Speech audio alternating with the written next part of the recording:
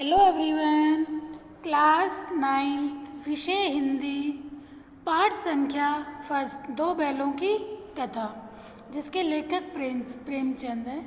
बेटा ये पूर्व में मैंने आपको यहाँ तक समझा दिया था। जूरी काची के दो बैल थे। गधे के स्वभाव के बारे में बताया कि गधे को सभी जानवरों में बुद्धिमान समझा जाता है। क्यों समझा जाता है? क्योंकि एक ऋषियों जैसे सारे गुण गधे के अंदर होते हैं। फिर ये बताया कि दो बैल थे, उन दोनों का नाम हीरा और मोती था।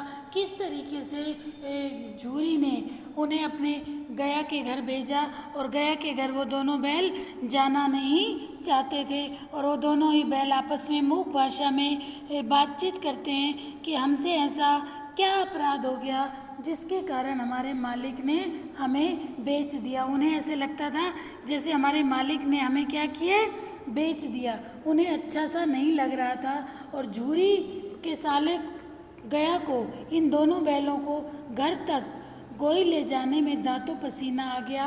ठीक है, ये बैल बिल्कुल भी वहाँ उसके घर जाना नहीं चाहते थे और ये दोनों ही बैल अपना घर किसे समझते थे? जूरी के घर को अपना घर समझते थे। और ये आपस में क्या करें कि अगर ईश्वर ने हमें वाणी दी होती तो हम हमारे मालिक से यह प्रश्न पूछते कि हमसे ऐसा कौन सा अपराध हो गया जिसके कारण हमें क्या किया गया, जिसके कारण हमें बेचा गया। उन्हें ऐसा लग रहा था कि हमें बेचा जा रहा है। ठीक है, अब गया को इन दोनों बैलों को ले जाने में बहुत अधिक परेशानी हुई क्योंकि ये जाना ही नहीं चाहते थे। वो पीछे से हाँकता तो दोनों दाएं बाएं भागते, पगैया पकड़कर आगे से खींचता तो दोनों पीछे की को जोर लगाते, मारता तो दोनों सींग नीचे करके हुकारते। अगर ईश्वर ने इन्हें वाणी दी होती तो जूरी से पूछते कि तुम हम गरीब को क्यों निकाल रहे हो? हमने तो तुम्हारी सेवा करने में कोई भी कसर नहीं उठाई। अगर इतनी मेहनत से काम नहीं चलता था तो काम ले लेते। हमें तो तुम्हारी चाकरी में मर जाना कबूल था। हमें कभी दाने चारे की शिकायत नहीं की। तुमने जो कुछ खिलाया वह सिर झुकाकर खा लिया। फिर तुमने हमें इस जालिम के हाथ क्यों बेचा? दोनों बैल आपस में बात कर रहे थे। संध्या समय दोनों बैल अपने नए स्थान पर पहुंच गए। अब बेटा शाम होते होते दोनों बैल गया के घर पहुंच गए। ठीक है, अब वहाँ जाकर जैसे ये वहाँ पहुँचे तो नाद में लगाए गए, अर्थात इनको जिसमें चारा वगैरह डाला जाता है, तो एक ने भी उसमें मुंह नहीं डाला। दिल भारी हो रहा था, दिल भारी हो रहा था अर्थात मन दुखी हो रहा था। जिसे इन्होंने अपना घर समझ रखा था वह आज उनसे छूट गया। वह नया घर, नया गांव, नए आदमी इन्हें बेगाने से लगते थे। दोनों ने अपनी मूक भाषा में सलाह की कि एक दूसरे को कनखियों से देखा और लेट गए। जब गांव में सोता पड़ गया तो दोनों ने जोर मारकर पगे तुड़ा डाले और घर की तरफ चले।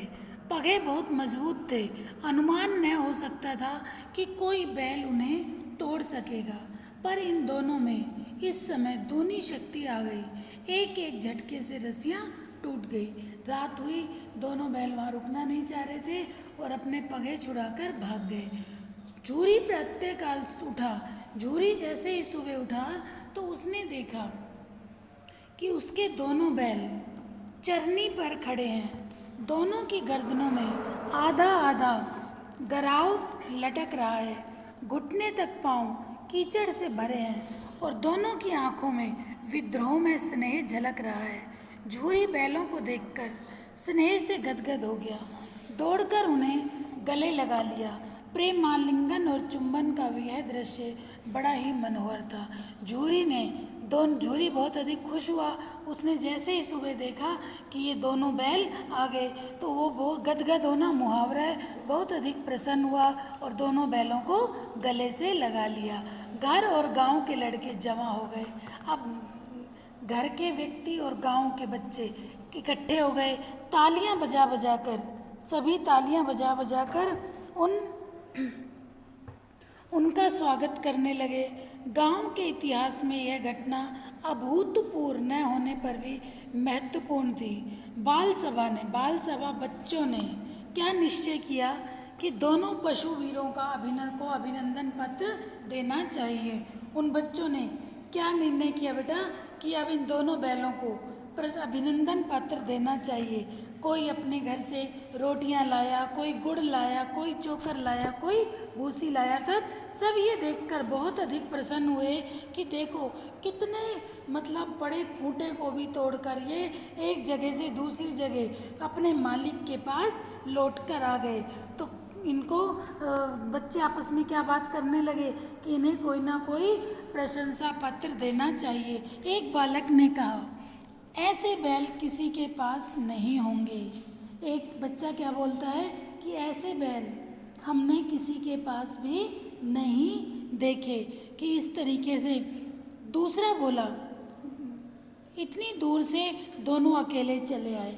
दूसरे ने क्या कहा कि देखो इतनी दूर से ये दोनों बैल अकेले आ गए। तीसरा बोला, बैल नहीं है, वे उस जन्म के आदमी हैं। इतना प्रतिवाद करने का किसी को साहस नहीं हुआ। झूरी की स्त्री ने बैलों को द्वार पर देखा तो वे जल उठी।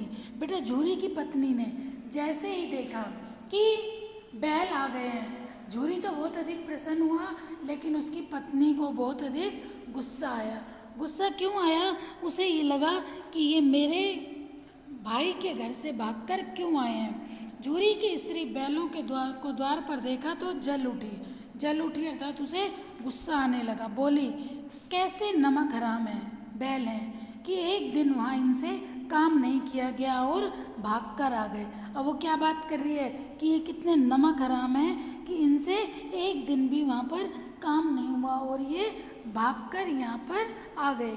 झूरी अपने बैलों पर यह आक्षेप न सुन सका। अब झूरी अपने बैलों पर ऐसा गुस्सा बर्दाश्त नहीं कर पाया कि नमक हराम क्यों है, चारा दाना नहीं दिया होगा। झूरी ने क्या कहा कि तुम्हारे वहाँ इन्हें चारा दाना नहीं दिया होगा तो क्या करते, तभी ये आ गए। अब देखिए किसी पत्नी के आगे उसके मायके वालों की बुराई की जाए तो उससे बर्दाश्त नहीं हुआ। स्त्री ने रोब के साथ कहा, बस तुम ही तो बैलों को खिलाना जानते हो और तो सभी पानी पिलाकर रखते हैं। झूरी ने चिढ़ाया, चारा मिलता तो ये बेचारे क्यों भागते। स्त्री चिढ़ी, भागे इसलिए कि वे लोग तुम जैसे बुद्धुओं की तरह बैलों को सहलाते नहीं, खिलाते हैं तो उनसे रगड़कर जोतते भी। अर्थात तुम्हारी तरह कोई भी बुद्धू नहीं है कि जो सिर्फ खिलाता है। ये दूसरे खिलाते भी हैं तो इनसे काम भी पूरा लेते हैं और ये नमक हराम हो गए हैं, ये कामचोर हैं, काम इनके बस की बात नहीं, इसलिए ये वहाँ से भागकर आ गए। अब देखूं कहाँ से खली और चोकर मिलता है। पत्नी ने क्या कहा, अब मैं देखूंगी कि इन्हें कौन डालता है खली और चोकर। अब इनको सूखा भूसा ही दिया जाएगा, सूखे भूसे के सिवाय कुछ नहीं दूंगी, खाएं या मरें। वही हुआ, मजदूर को कड़ी ताकीद कर दी गई, बैलों को खाली सूखा भूसा दिया जाए। बैलों ने नाद में मुंह डाला तो उन्हें फीका फीका लगा। पत्नी ने नौकर से क्या कहा, मजदूर से कहा कि इन बैलों को अब खली चोकर कुछ नहीं देना, सिर्फ सूखा भूसा ही डालना है। अब दोनों बैलों ने जैसे ही नाद में मुंह डाला बेटा तो उन्हें वो सब कैसे लगा, फीका फीका सा लगने लगा। तो दोनों बैलों ने वो नहीं खाया। नाद में मुंह डाला, फीका फीका, ना कोई चिकनाहट, और बैलों को वो सब खाना बिल्कुल भी अच्छा नहीं लगा। आगे देखिए, फीका लगा, ना कोई चिकनाहट, ना कोई स्वाद, क्या खाए। आशा भरी आंखों से द्वार की ओर ताकने लगे। झूरी ने मजदूर से कहा, थोड़ी सी खली क्यों नहीं डाल देते, मालकिन मुझे मार डालेगी। झूरी ने मजदूर से कहा कि थोड़ी सी खली डाल दो। मजदूर ने क्या कहा, नहीं, मालकिन मुझे मार डालेगी, चुरा कर डाल दो ना, दाना पीछे से तुम भी तुम भी उन्हीं के हो जाओगे। मजदूर ने क्या कहा कि नहीं, अब मैं डाल दूं, और अगर मालकिन ने देख लिया तो तुम भी फिर उनके सामने मुझे डांटने लग जाओगे। दूसरे दिन जूरी का साला, अब देखिए पत्नी को गुस्सा आया, जूरी की पत्नी को, बैल यहाँ पर वापस आ गए, ठीक है। उसने कहा ये कितने काम चोर हैं, नमक हराम है, इनसे काम नहीं होता। और उसने क्या कहा कि इन्हें अब खाली सूखा भूसा ही डालना है, ठीक है। अब दूसरे दिन फिर गया, जूरी का साला गया, दूसरे दिन फिर आया, ठीक है, और बैलों को लेकर चला। अब उसने दोनों को गाड़ी में जोता। 2-4 बार मोती ने गाड़ी को, मोती जैसा कि मैंने आपको बताया था कि हीरा और मोती दोनों में, जो मोती है वो क्रोधी स्वभाव का था। मोती गाड़ी को सड़क की खाई में गिराना चाहता था, पर हीरा ने संभाल लिया। वह ज़्यादा सहनशील था। संध्या समय घर पहुंचकर उसने दोनों को मोटी रस्सियों से बांधा। किसने? गया ने, कि अब देखेंगे कैसे छूट कर जा सकते हैं। कल की शरारत का मजा चखाया, फिर वही सूखा भूसा डाल दिया। अपने दोनों बैलों को खली चूनी सब कुछ दी। दोनों बैलों का ऐसा अपमान कभी नहीं हुआ था। जूरी इन्हें फूल की छड़ी से भी नहीं छूता था। अब बैलों को लगा कि इतना अपमान, सूखा भूसा दिया, इतना काम कराया, इतना मारा हमें, इतना अपमान तो हमारा कभी भी नहीं हुआ। और हमारा मालिक तो अर्थात जूरी तो इन्हें फूल की छड़ी से भी नहीं छूता था, अर्थात वो कभी इन्हें कुछ भी नहीं कहता था। उसकी सिर्फ एक आवाज़ से ही ये सारा काम किया करते थे। वहाँ मार पड़ी, आहत, सम्मान की व्यथा तो थी ही, उस पर मिला सूखा भूसा। नाद की तरफ आंखें तक न उठाई।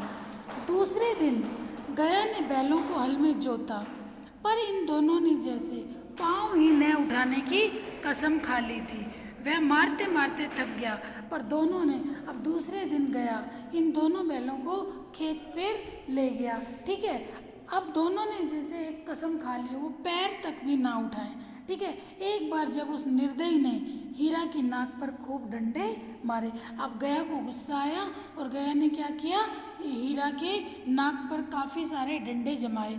तो मोती का गुस्सा काबू के बाहर हो गया। जैसा ही तो पहले ही पता, मोती वैसे भी गुस्से वाले स्वभाव का था। गुस्सा काबू से बाहर हो गया। वो हल लेकर भागा। हल, रस्सी, जुआ, जोत सब टूट टाट कर बराबर हो गया। गले में बड़ी बड़ी रस्सियाँ न होती तो दोनों पकड़ाई में ना आते। दोनों पकड़ में आ गए। हीरा ने मूक भाषा में कहा, भागना व्यर्थ है। हीरा ने मोती से कहा कि अब भागना व्यर्थ है। मोती ने उत्तर दिया, तुम्हारी तो इसने जान ही ले ली थी, अब बड़ी मार पड़ेगी। पढ़ने दो, बैल का जन्म लिया है तो मार से कहाँ तक बचेंगे। हीरा ने कहा। गया 2 आदमियों के साथ दौड़ा आ रहा है, दोनों के हाथों में लाठियाँ हैं। अब क्या दोनों बैल क्या देख रहे हैं कि मोती बोला, कहो तो दिखा दूँ कुछ मजा। मोती ने हीरा से मूक भाषा में कहा कि अगर तुम कहो तो इन दोनों व्यक्तियों को मैं मार गिराऊं। लाठी लेकर आ रहे। हीरा ने समझाया, नहीं भाई, खड़े हो जाओ, मुझे मारेगा तो भी 1-2 को गिरा दूंगा। हीरा ने मोती को मना किया, नहीं, हमारी जाति का यह धर्म नहीं है। ठीक है बेटा, आज इतना ही पढ़ाऊंगी, इससे आगे फिर कल की क्लास में जो भी पढ़ाए इसे आप अच्छे से रीड कर लेना। कोई प्रॉब्लम हो तो अपने डाउट्स क्लियर कर लेना। Okay, thank you.